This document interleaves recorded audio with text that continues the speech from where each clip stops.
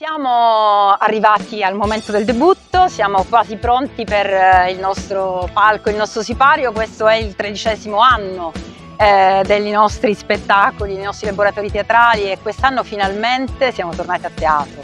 Una cosa che veramente abbiamo desiderato e alla fine ce l'abbiamo fatta, ragazzi. Siamo qua, siamo al Teatro Ambasciatori. E con noi ci sono ovviamente tutti i ragazzi della compagnia, alcuni veramente giovanissimi al primo anno, altri sono un po' più grandi e quindi hanno più esperienza, ma vi assicuro sono tutti emozionatissimi, compresi quelli più grandicelli come noi. Io sono la tutor, sono la professoressa San Filippo, ho seguito questo progetto PON, grazie ai soldi dell'Europa abbiamo fatto anche questa bella cosa, grazie alla preside naturalmente che ha creduto in questo progetto, ha creduto in questo lavoro stancante sicuramente, ma che ha dato tante soddisfazioni a noi, al nostro regista Marco Longo, al maestrissimo Eugenio Arezzo, a tutti gli aiuti, Ginevra, un sostegno veramente straordinario, e tutti veramente che hanno contribuito con qualche difficoltà. Non voglio neanche nominare il Covid e la pandemia, ma l'ho già fatto. Comunque ce lo siamo dimenticato, oggi ce lo dimentichiamo e siamo qua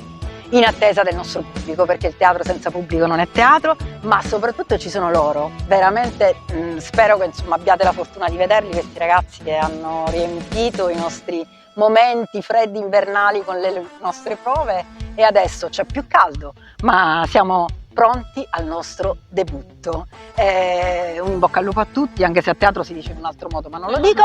L'abbiamo già fatta la nostra piccola liturgia, e adesso siamo qua. Ragazzi, mi raccomando, slogan? Fedelieri sempre presente!